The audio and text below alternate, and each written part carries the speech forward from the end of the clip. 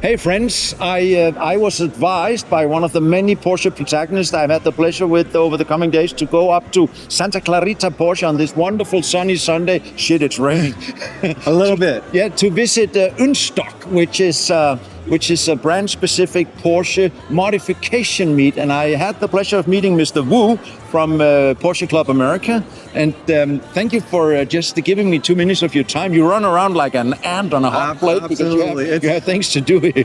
It's bonkers here, so I'm glad you could make it. And this is a show dedicated to modified Porsches. And there's a lot to see. We're here at Porsche Santa Clarita, where we're actually in the Wonderground, where they've curated cars very much like the museum in Stuttgart, as well as the modified cars that we brought. We brought over 135 modified Porsches. Well, here in the exposition under the Porsche dealership in Santa Clarita, they have this museum called the Wonderworld. It's a funny play with words because it's wunderbar and it's under the ground. And here they have a wonderful 964 Carrera Cup car, one of the original race cars from 92, 93. Only 299 were made, and many of them crashed or burned or died in other dramatic ways. And to see one in the flesh is really fascinating. There's a 993 next to it and a tractor. And then over there is a really funny Slant-Nose in that very special color called Sternrubin. And look at the interior. I mean, who dares to drive a car with that flashy an interior? This is really an amazing car to look at. Maybe more like a rolling piece of art, or maybe one could say kitsch. It's all down to the taste of the driver, and this just is a wonderful example of the variety of these cars in Wonderworld.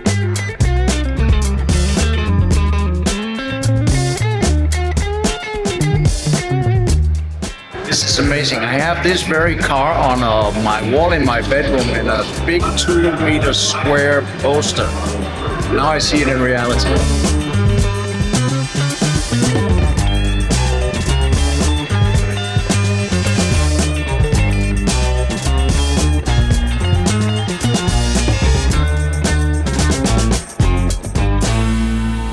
You like German language, obviously, because you play with it continuous. Yes. Wonderground, it's underground, and ünStock. Yes. You make it sound like Luft. I had the pleasure of Patrick Long the other day. Everybody say Luftgekühlt, but it's actually Luftgekühlt. Yes. So your idea with this thing is to promote the scene that likes to modify the cars. Right. Because I read in your layout that to even enter, you have to photo document at least 3 visible modifications. That's correct. So to be able to have your car be shown at ünStock, you have to have at least 3 visible modifications. For the most part, if it's reasonable modifications that are, we want to be inclusive. We're not too picky, but the PCA members have brought incredible cars out today. But this is both Luft and air and transaxle, and everybody Everything. Crazy enough to have everything. A it could be a 914, 968, 911. It's as long as it's modified, we embrace it. And over here with these 3 charming 356 topless cars, there's a little side story to them. Max Hoffman, who was the entrepreneurial gentleman who took care of Porsche in America in the 50s, thought that the name 356 was kind of boring in marketing sense, and invented 2 ideas. One of them would be to call it the Porsche Continental, but then it turned out that Ford had already trademarked that name, so that idea was dropped. And then they tried it with the Porsche European, and we as Europeans, of course, find it kind of hilarious that Americans would think that was something very special and exotic, because we wouldn't really voluntarily call anything European. But here they are, these little rare birds in the 356 world. If there's a fun trend within the trend, it's definitely this rally trend, or the safari trend with the knobbly tires and the taller suspension on the 911s. Now that Porsche launched the Dakar themselves, they really cater to that funny off-roading kind of trend. And we, of course, remember the 959 Rotmans livered Paris-Dakar car, and this Rotmans is probably an homage to that.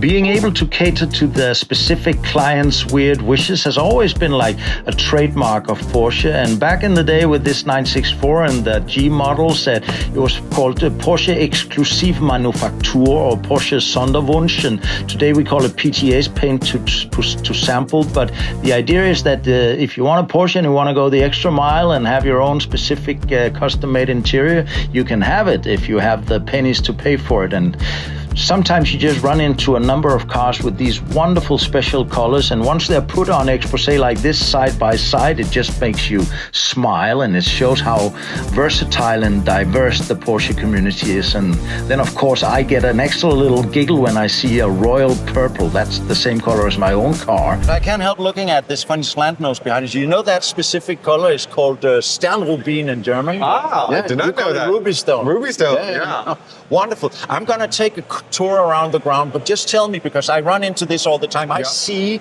that the European scene is not dominated by, but certainly gravitating towards originality. Everybody wants a blue orange with a thin steering wheel. They want Fuchs wheels. They want pizza. They want matching numbers. This idea has bitten into people that if they just don't drive the cars and never take them out, they're going to end up at RM auctions. And I like the California scene much more because you seem like, first of all, you actually drive the cars, and you have this more liberal approach to personalization. Yeah, well, our club is about 170,000 members in the U.S. and Canada. Oh man, this is the country, of course. You have more than Germany. So you're going to get personalities that are going to be from one side to the other, and that's what we want to embrace. We absolutely love original cars. We have Concours. We go fine-tooth comb. We do that, but also we like the other side of it, where someone's going to express their individuality, personalize their cars, showcase what they love, and use their car as a canvas. We love that too. So we have the full spectrum, totally stock and original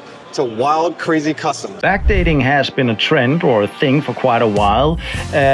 Creative Porsche aficionados would take a more modern car and make it look like an older car. The ideal would typically be an 1969, 70, 71 ST with the wide fairings and the sporty race car look. And Singer Automotive is of course the most famous one, but lots of them do it.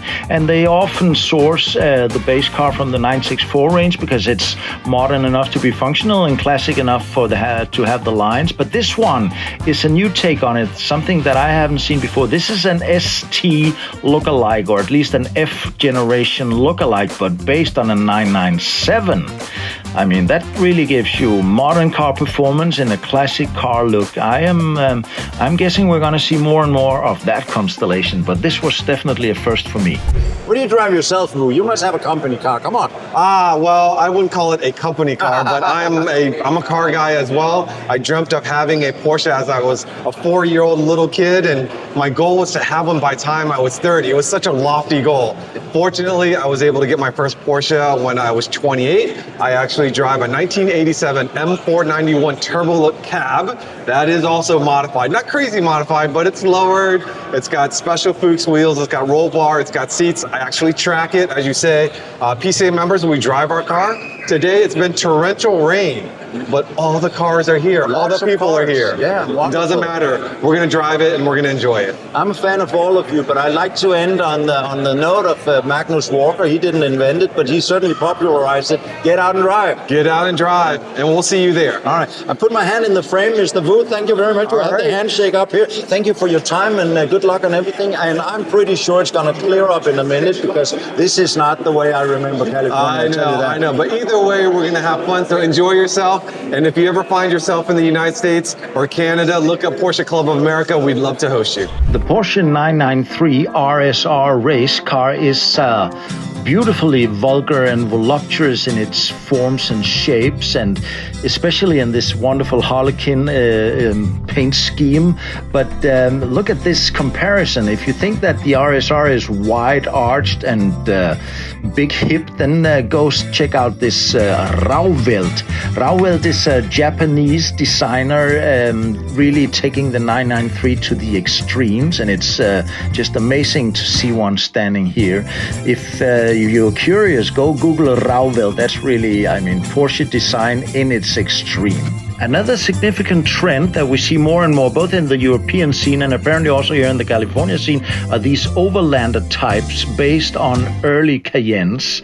And isn't it just wonderful? It's called recycling and the reuse of old metal, because these cars were actually kind of losing their flair and their glare, and nobody really seemed to be wanting them. But now they get like a second life with elevated suspension, knobbly tires, big roof racks, extra lights, and maybe even a winch or a snorkel. That's it from Santa Clarita and ünStock. Thanks to PCA for having me, and thanks to you for joining me. There's much more California stuff coming on this channel over the winter. I had the pleasure of meeting John Vilhoit, Rod Emery, Magnus Walker, Patrick Long. I went to Six Figs and Pelican Parts. I even had a whole day at the magnificent Peterson Automotive Museum. So stay tuned, much more infotainment coming your way, and press the subscribe button and help me get this show on the road. Thanks a lot, guys. Ciao, ciao.